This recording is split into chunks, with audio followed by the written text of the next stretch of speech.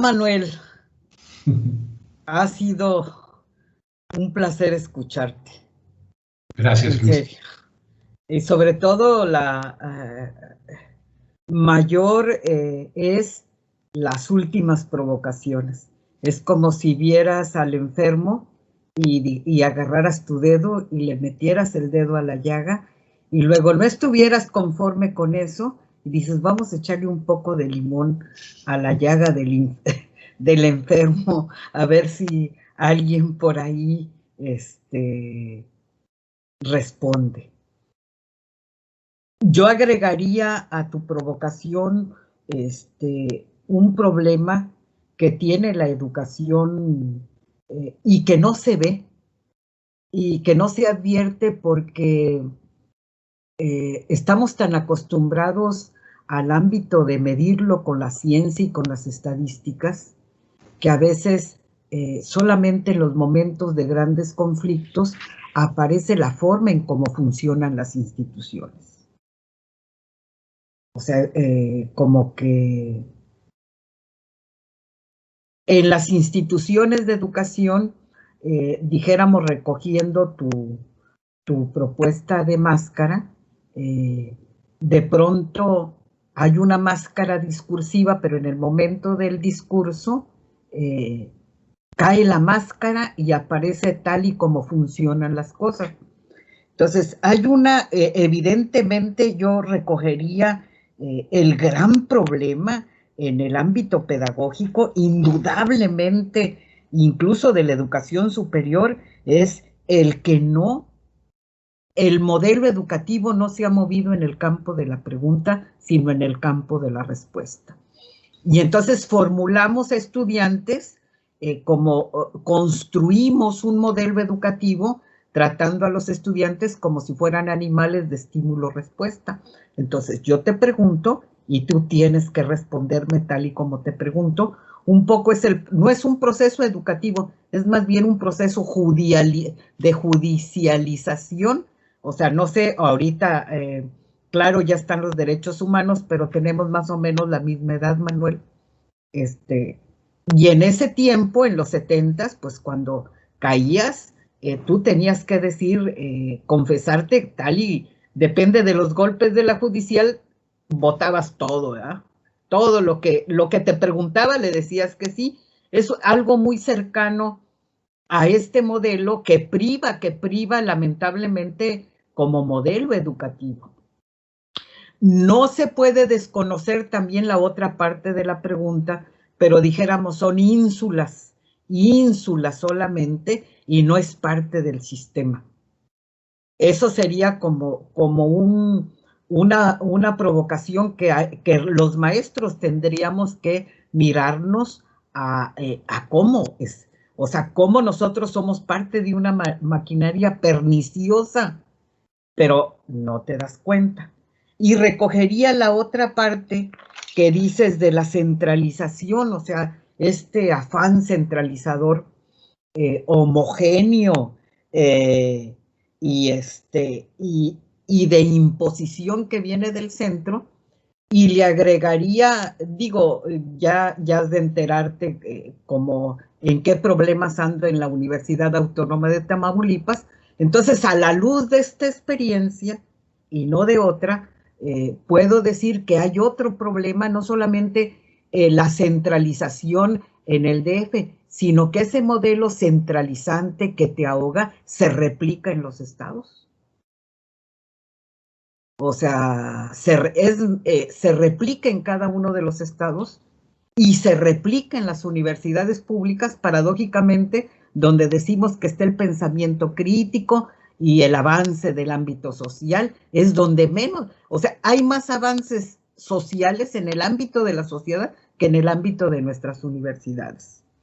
Y se replica, y cuando se replica este centralismo, aparece un mecanismo que hemos ido nombrando como un mecanismo que al imponerse se impone, y al imponerse se impone con impunidad.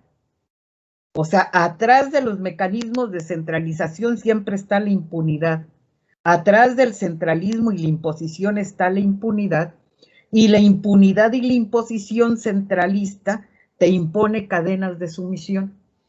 Lo que hemos vivido en la Universidad de Tamaulipas es una cadena de sumisión. O sea, desde la centralidad va bajando, y va dominando como una cadena a todos los actores educativos. Evidentemente no es uniforme porque tampoco podemos absolutizar, pero sí es lamentable el modo, y eso no se expresa en el discurso, que esa es otra de las cosas que habría que atenuar. Todo eso no aparece en el discurso, porque el discurso es equidad de género, democracia, somos amigos todos, somos solidarios todos, qué bonitos estamos todos. O sea, ese es el ámbito del discurso, pero en el ámbito de la aparición de las cosas se expresa de modo más brutal. Yo creo que yo ahí le dejaría, y sí, indudablemente, el otro problema que tú mencionas, de algún modo lo hemos observado en los congresos, que es este asunto de un conferencista en la tarde comenzó a denominar a la burocracia, no solamente de la SEP, sino de las universidades, como tecnoburocracia. O sea, ya no es una burocracia únicamente que manda, sino es una burocracia que usa la tecnología y la plataforma que se impone. Entonces estás en una lógica que a veces es que ahoga cualquier respiro. Y bueno, yo ahí dejaría el comentario, y Manuel, pues te quiero, he de decirte que te quiero y te agradezco mucho que estés con nosotros. Quiero decirles a los que nos están escuchando que en el primer congreso nadie quería venir a Tamaulipas porque atravesamos por una situación de guerra, y por más que invitábamos así a conferencistas, nadie, ¿dónde es? En Tamaulipas, no, yo a Tamaulipas no voy, nadie quería venir a Tamaulipas. Y el que amablemente pues estuvo con nosotros en la escuela, pues fue Manuel Gilantón, y entonces somos deudores de él.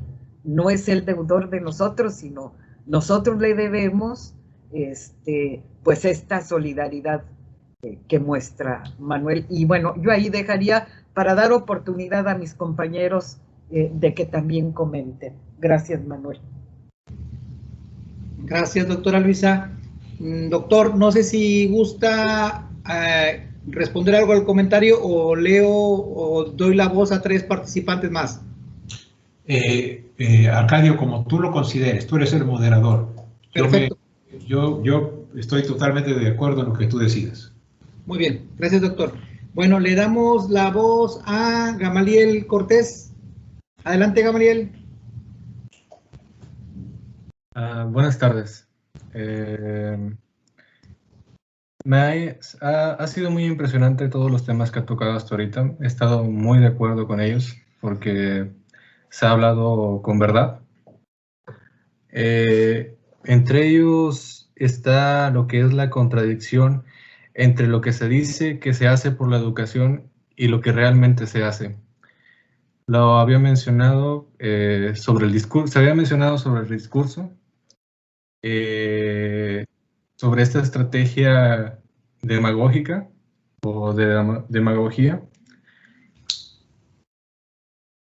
donde el sistema o lo que estaba preestablecido buscaba emular soluciones dentro de los organismos que, en vez de resolver necesidades, creaban problemas.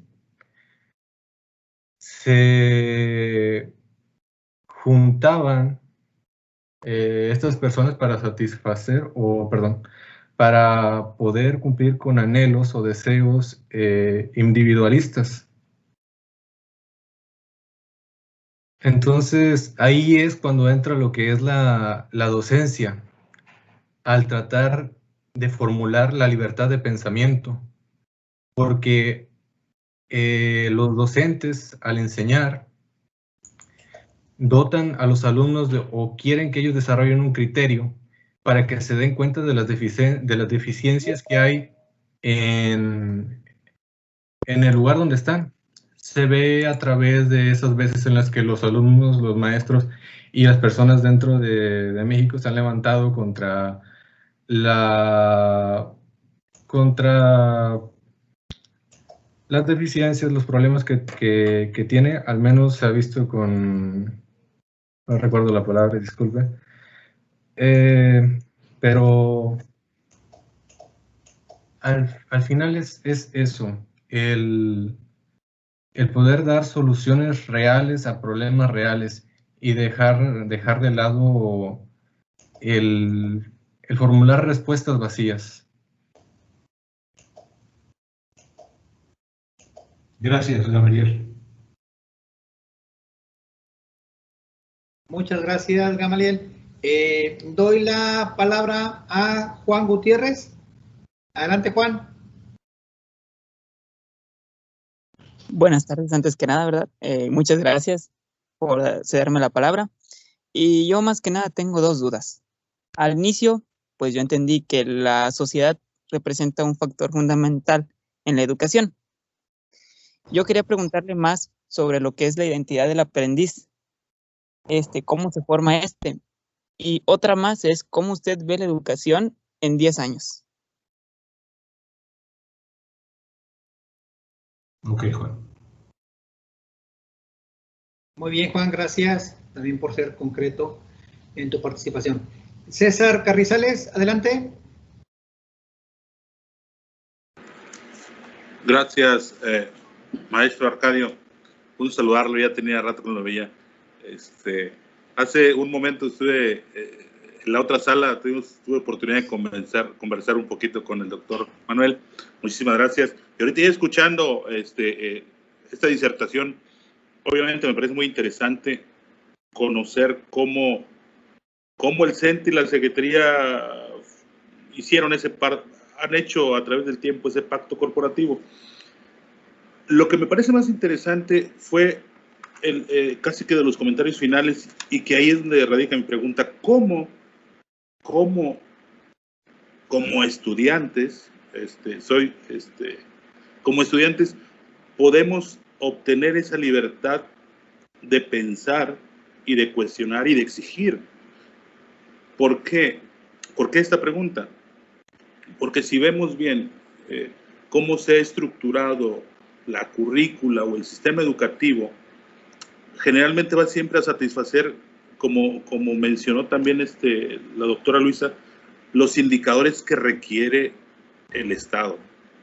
O sea, no es propiamente para el entendimiento y la comprensión, sino es para cubrir ciertos indicadores. ¿Cómo puede el alumno llegar a ese entendimiento si no tenemos dentro del marco de aprendizaje, o se ha dejado fuera, muy aparte, la filosofía y la ética? Entonces, yo siento que desde mi muy particular punto de vista, la filosofía nos lleva a otro escalón donde podemos visualizar por completo el panorama general, pero el sistema educativo no lo ha tenido. Muchas gracias por su paciencia, muchas gracias por esta pregunta y gracias por su sencillez. Soy César Carrizales de Alejandro, estudiante de la maestría en Gestión e Intervención Educativa ahí en UAMCE, Ciudad Victoria. Gracias. Gracias, César. Gracias, César, por tu participación. Antes de cederle el uso del micrófono para que responda a estos cuestionamientos, le damos la palabra a Carlos Cruz con la participación, comentario o cuestionamiento. Adelante, Carlos Cruz. Así es, buenas tardes a todos, buenas tardes, Manuel. Hola. En su opinión, yo le preguntaría, ¿realmente necesitamos la escuela al sistema de educación pública?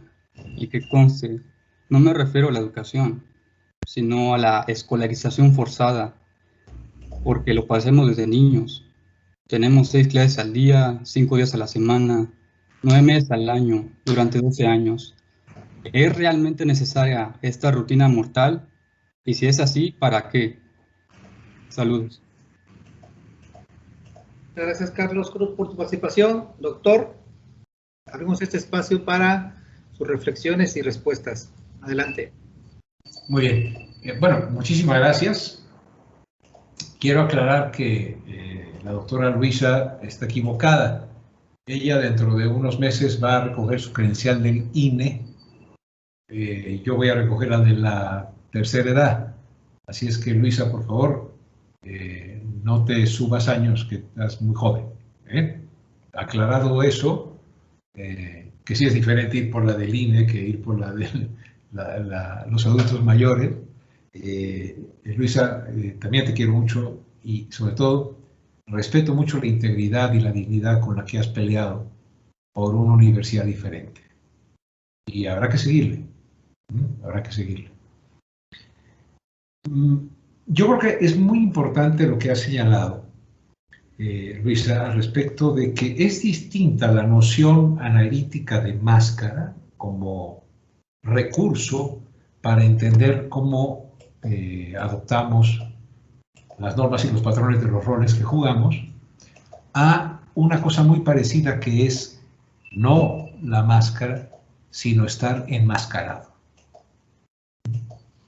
Usémoslo en términos de ese que se cubre el rostro real para presentar un rostro discursivo fatuo y vano. A mí me parece que, para ir en orden, comentando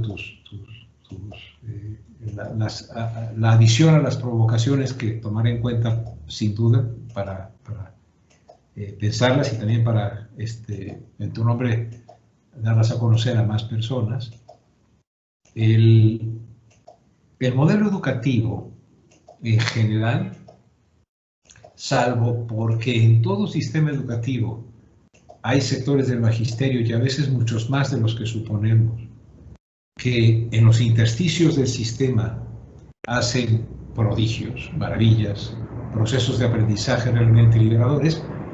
En general, el modelo educativo domestica. No es un modelo educativo orientado hacia la capacidad de preguntar, ¿no? Y creo que tienes toda la razón. Este modelo educativo que puede enmascaradamente decir que está a favor del pensamiento, en la concreción del día a día, en muchas ocasiones lo que hace es, digamos, insistir más en la práctica cotidiana no verbal de la obediencia, de la resignación y de la sumisión, a pesar de que su discurso pueda ser libertario. Entonces, tienes toda la razón. Me parece extraordinariamente importante que este centralismo desde la Federación, desde las calles aquí de Bolívar y Argentina, donde está el edificio de la SEP, como un fractal, se reproduce en los estados, se reproduce en las instituciones, se reproduce de una manera análoga, porque, y aquí quisiera citar a un autor muy poco conocido, que es don José Medina Echevarría, que fue uno de los refugiados españoles que vinieron acá a México por la Guerra Civil y que contribuyó en la traducción de Economía y Sociedad, y es un tipo muy importante en la sociología, desgraciadamente olvidado. Él propuso en un libro que yo leí, que me pareció luminoso, dice, México tiene un problema, y es que ha incorporado en todas las relaciones la estructura de la hacienda. Es decir, hay un hacendado, es el dueño, tiene sus caporales, tiene sus controladores y tiene sus acasillados. Y son universidades, partidos políticos, presas, lo que sea, escuelas. ¿A qué me refiero con esto? la reproducción del centralismo autoritario homogeneizador está en muchísimas otras zonas de la vida social. Y hablando específicamente de las universidades, es momento, y hoy el presidente se refirió con alguna precisión al respecto, distinguir mucho la imprescindible defensa de la autonomía y nuestro más profundo repudio al manejo discrecional, arbitrario e impúdico de los recursos públicos en nombre de la autonomía. A la autonomía se le defiende no escondiéndonos, sino, como dijo, como académicos, como estudiantes, sacando a la luz la cantidad de mafias, la cantidad de grupos de interés, la cantidad de personas que, como en el caso de una universidad que yo conozco y ustedes también, tapan la posibilidad de una participación democrática, de una participación más abierta en la construcción del liderazgo general en la rectoría. Observamos en muchísimas instituciones de educación superior el predominio de grupos de interés, de mafias que han capturado en nombre de la autonomía, incluso en nombre de la libertad y en nombre de la libertad de cátedra y en nombre de muchas otras cosas que son valores que hay que defender. En su nombre han hecho un uso faccioso, un uso impresentable, un uso inadecuado de los recursos públicos y sobre todo del recurso público más importante que tiene la educación superior, que es la capacidad del pensamiento. El hecho de que haya tanto espacio para el autoritarismo al interior de las universidades, cuando en las universidades, como decías, Luisa, es el espacio donde está el pensamiento más agudo, algo nos habla de una cultura política que tenemos que romper. Y la tenemos que romper nosotros. Y hay que romperla amparándose ante la ley, ante las arbitrariedades cometidas. Porque si para poder disputar la legitimidad del poder se tiene capturada la entrada a los que pueden participar, no estamos ante un ejercicio de participación universitaria, estamos ante el ejercicio de una reproducción de una élite que en el ámbito universitario dispone discrecionalmente, no autónomamente, como debería de ser, con participación comunitaria, de los recursos y de las cuestiones. Y por eso tienes toda la razón. Hay impunidad, hay un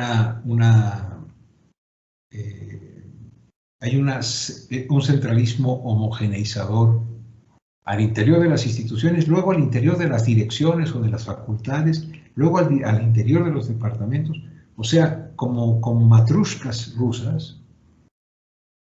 Tenemos una cultura política de la obediencia, no tenemos una cultura política de la crítica, la duda, respetuosa, pero firme. Me acuerdo en la pasada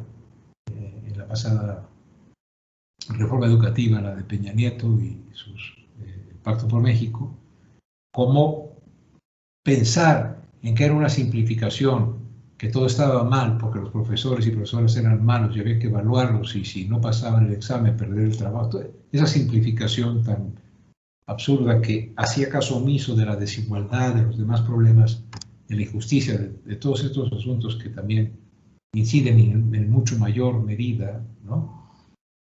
Cuando te opones, te llaman que eres traidor a la patria, te dicen que eres un tipo que está a favor de la corrupción, cuando lo que estás haciendo es decir, no sean corruptos, deshagan la alianza con el CENTE, deshagan la putrefacción de la burocracia, de la tecnoburocracia, que además es la misma burocracia, pero revestida, enmascarada de técnica, ¿no?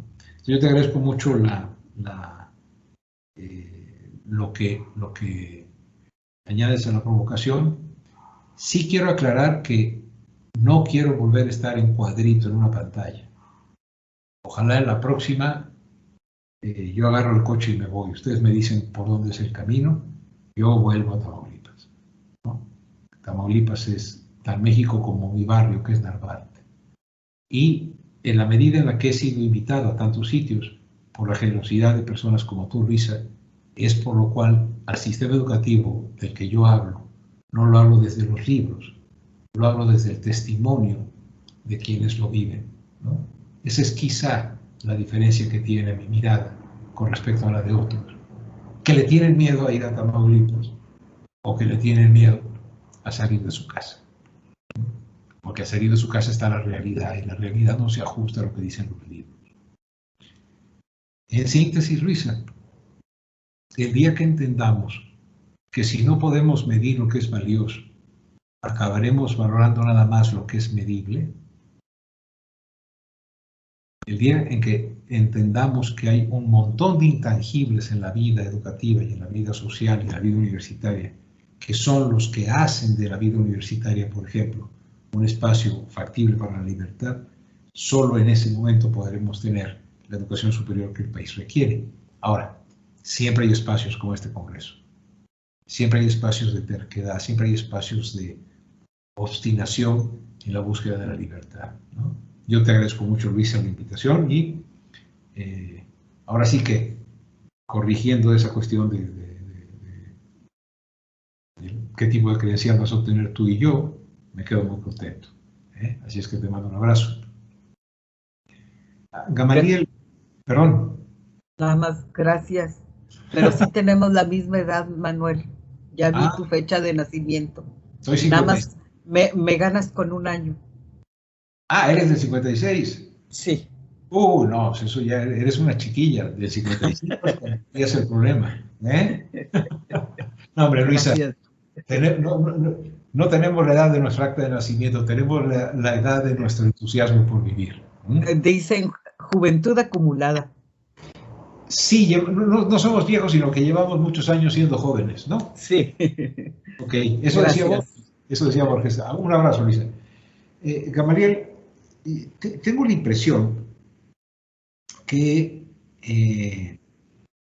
una de las mejores estrategias para buscar la solución de desenmascarar lo que se dice como algo que es simple discurso y contradice a lo que se hace, consiste en renunciar a la concepción de que el magisterio y los estudiantes son infantiles, infantes.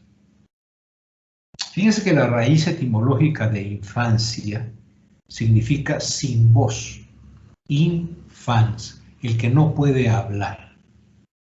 Y proviene del derecho romano, en que se decía que cuando eras menor de edad, cuando había un problema judicial, etc., tú no te podías representar porque no tenías voz. ¿En qué sentido? No tenías, digamos, la mayoría de edad para poder ser ciudadano, etc., ¿no? Bueno, si eras esclavo no tenías nunca voz, ¿no? Pero bueno, también en los griegos. Infans significa sin voz. ¿Y cuál es el gran riesgo que hemos vivido? Bueno, más bien, ¿cuál es el gran hoyo en que la educación de México insiste en caer y caer y caer? En no darle la voz, en no escuchar al magisterio en su reflexión y tampoco escuchar a los niños y a las niñas desde el preescolar hasta el posgrado, a los muchachos y a las muchachas. Tenemos voz. Lo que no tiene la autoridad son oídos. Y en la medida en que acalla nuestra voz, entonces los que saben de lo que se trata la educación cuando se quiere hacer de ella algo relevante, pues se mantienen al margen, los mantienen al margen, los eliminan, los hacen a un lado. Están buscando operadores como títeres de los designios de la autoridad educativa central o de la autoridad educativa universitaria, etc. Se están buscando títeres porque le tienen terror al que camina por sus piernas. Porque el que camina por sus piernas, el que no está atado a los hilos de la marioneta, puede caminar para donde quiera. Entonces, nunca la libertad ha sido concedida. La libertad ha sido conquistada. Yo lo que pregunto es, ¿no será tiempo de organizarnos? ¿No será tiempo de alzar una voz colegiada, colectiva, que diga basta a la antidemocracia universitaria, basta al centralismo pavoroso de una Secretaría de Educación Pública que cree que puede concebir al país como si fuese un plano? Nada más les doy un ejemplo que me ha dado a mí mucha claridad. Ahora, cuando se decía volvamos a clase, decían sí, y de preferencia que las actividades sean en el exterior. Y yo decía, ¿pero en qué país vive? En el exterior, en Mexicali, hay 38 grados. Aquí en el exterior de la Ciudad de México, pues a lo mejor hay 18. Pero también llueve. En fin, ¿por qué no aceptar que el país es muy diverso y que por lo tanto tenemos distintos contextos en los cuales podríamos, en la pandemia o sin pandemia, tener creatividad? Te quiero decir, Gamaliel, que hay que hacerle caso a don Antonio Machado. Él decía, se miente más de la cuenta por falta de fantasía. También la verdad se inventa. Hay ocasiones en que creemos que no se puede ir más allá de los límites que nos han marcado. Tengamos fantasía en el mejor sentido de la palabra, tengamos imaginación y creatividad y sobre todo capacidad de escucha para los que siempre se han considerado que no tienen voz. Porque bien a bien, los intelectuales más importantes de cualquier país moderno, si seguimos a Durkheim y si nos ponemos a pensar, los intelectuales más importantes no son los que están en el SNI o los del Colegio Nacional, que ahora están celebrando a la SEP con discursos, elogiando a Vasconcelos, por ejemplo, haciendo caso omiso de la parte en la cual fue una persona que apoyó mucho a Franco y a Hitler, por ejemplo. No se atreven a decirlo, ¿no? Por mi raza hablará el Espíritu Santo, ¿no? Y tenemos ese lema en la Universidad Nacional. ¿Qué es eso? ¿Por qué no nos atrevemos a pensar? Bueno, no nos atrevemos a pensar porque creemos que no tenemos ese derecho. Entonces, los intelectuales más importantes de México son las profesoras y los profesores del preescolar, de la educación básica, porque son los que generan, diría Piaget, y consolidan las estructuras cognitivas que nos permiten acomodar y asimilar los objetos de conocimiento, coordinar las desequilibraciones de las estructuras cognitivas para llegar a estructuras cognitivas superiores y así aprender a pensar durante toda la vida. Ahí está, en el magisterio reside la construcción del talento nacional, de la capacidad de pensar y la capacidad crítica del país. El día que le demos al magisterio ese lugar y que el magisterio autocríticamente asuma que tiene mucho que mejorar y mucha simulación que evitar, igual que los profesores de la universidad, todos los que somos profesores de la educación pública tenemos que ser autocríticos, en ese momento empezaremos a tener quizá posibilidad de cambio. Yo le diría a Juan que sí, me fui más hacia el lado de la función social, perdón, de la educación. Y tú me preguntas por el aprendiz. Creo que es una pregunta central. Si nosotros concebimos a la relación pedagógica como el que sabe con el que no sabe, entonces el que no sabe lo que tiene que hacer es recibir. Pero si entendemos como aprendiz aquel que es capaz de aprender, ya no está vacío, ya no le falta luz, ¿no? Sino que lo que tiene es capacidad de aprender. Por lo tanto, la acción pedagógica ya no es dar clase como repartir latas de atún. sino generar ambientes de aprendizaje en donde un niño, una niña, un joven, una muchacha puedan decir, ah, ya lo entendí. Como no somos griegos, no decimos eureka, como dijo Arquímedes cuando entendió la cuestión de la densidad. No, no decimos eureka. Lo que decimos es, órale, ya ándale. Ese muy mexicano, híjole, ya entendí. Ese es el resultado fundamental de un acto educativo, pedagógico, centrado en el aprendizaje. Nosotros estamos centrados en la enseñanza. Y a la medida que sigamos centrados en la enseñanza, pues tenemos que tener a alguien que sea sujeto, o más bien nosotros somos los sujetos y el otro es el objeto de nuestra enseñabilidad. No, lo que hay es educabilidad y esa es propia de una relación entre aprendices.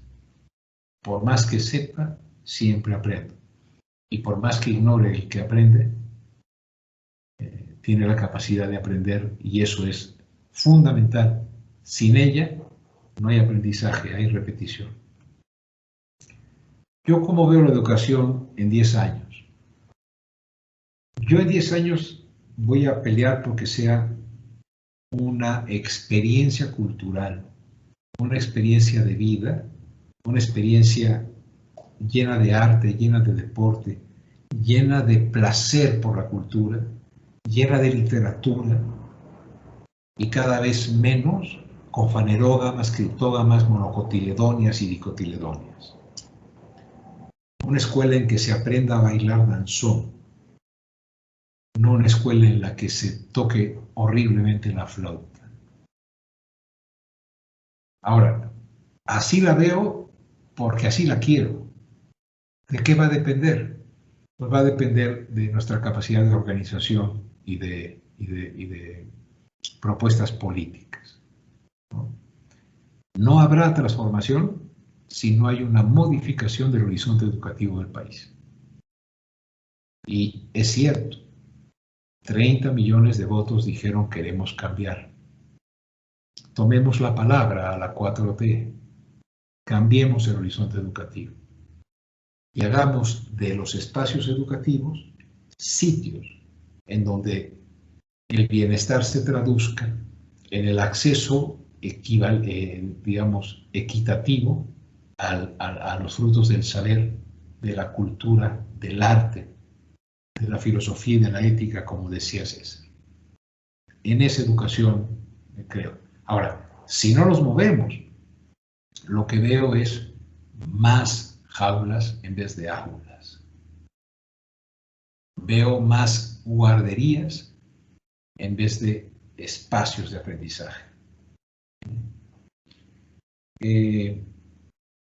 César, bueno, esta relación del CENTE-CEP y de este pacto corporativo, a mí siempre me ha parecido que es importante y que también se puede replicar aún en sectores como la CENTE, que que buscando la democratización del sindicato, desde 1976 por ahí andaba yo en Chiapas cuando surgía, yo creo que tiene que recobrar ese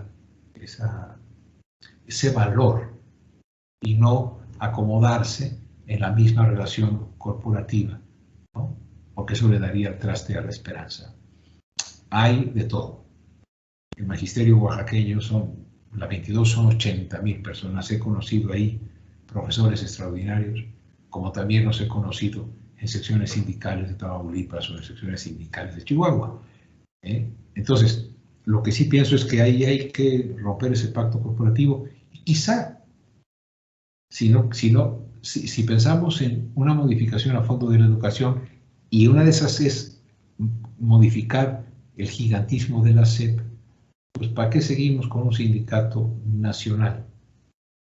Quizás haya que hacer sindicatos de un nivel, en una escala menor, en donde sea susceptible la democracia, sin que para ganarse tengan que gastar millones como han hecho los pseudo líderes de los sindicatos a nivel estatal y a nivel nacional. Y tú preguntas, César, ¿cómo hacerle como estudiantes para obtener la libertad de cuestionamiento, etc. Dices bien que hay que recuperar el espacio de la filosofía y de la ética, pero sobre todo, yo creo que es más cómodo ser un estudiante pasivo o una estudiante pasiva.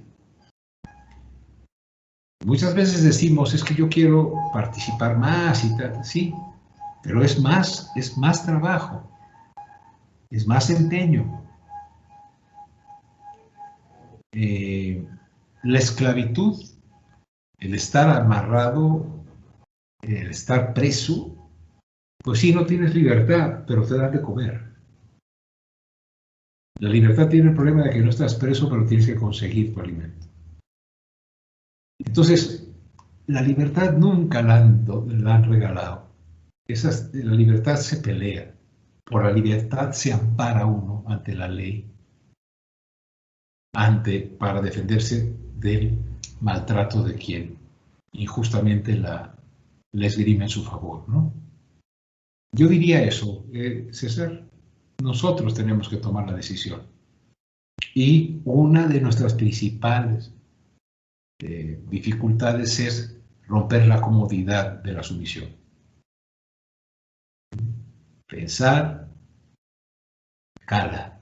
Pensar implica trabajar mucho más que repetir. Pensar implica muchísimo más esfuerzo. Y diría, muchas gracias, doctor. Gracias. No hay de qué, hombre. Gracias, César. Y Carlos, necesitamos la escuela, bueno, así como está, no. Échale un ojo a Iván Illich, que tiene un ensayo extraordinario que se llama La sociedad desescolarizada. Iván Illich. Si nosotros tenemos a la escuela como un sitio en el cual se guardan a los niños y a las niñas para enseñarles a obedecer, para enseñarles a ser sumisos, para enseñarles a responder, etc., la escuela es una cuestión muy, muy cansada. Pero si, como diría Illich, desescolaricemos la noción de educación y entendamos que la educación ocurre en muchos otros lugares, podemos reducir las jornadas escolares y ampliar las jornadas educativas. Qué chistoso. Podemos hacer que las comunidades sean comunidades de aprendizaje y que no solamente se crea que se educa en la escuela, ¿no? Ahora, aquí también hay que tomar en cuenta que en las sociedades modernas las escuelas funcionan como recursos que hacen factible el que salga a trabajar la madre, el padre. La escuela es un sitio en que para muchísimas personas la escuela es mucha más moderna y más respetuosa y es una entidad en la cual hay más respeto que el autoritarismo de la casa. A pesar de todas sus limitaciones, para millones de mexicanos, la escuela es un espacio en donde al menos se puede preguntar levantando la mano. En muchas casas, el que pregunta es abofeteado por su padre, ¿no? O por su madre. ¿Por qué? Porque otra vez la estructura fractal del poder de la hacienda, del poder del hacendado, se replica. Entonces yo diría, Carlos, quitémosle lo jaula a la escuela y hagamos que el aula rompa las paredes y hagamos muchísimo más aprendizaje entre nosotros, los estudiantes. No dependamos de lo que dictan los maestros y las maestras. Hagamos muchísimo más trabajo de conjunto entre pares. E insisto, metamos de a la escuela aspectos que nos enriquezcan y no sigamos yendo a la escuela a repetir, desde las tablas de multiplicar hasta los derechos humanos, aunque no se cumplan, pero si no lo sabemos de memoria. Arcadio, yo por ahí haría estos comentarios a las preguntas y comentarios que me hicieron y estoy muy agradecido.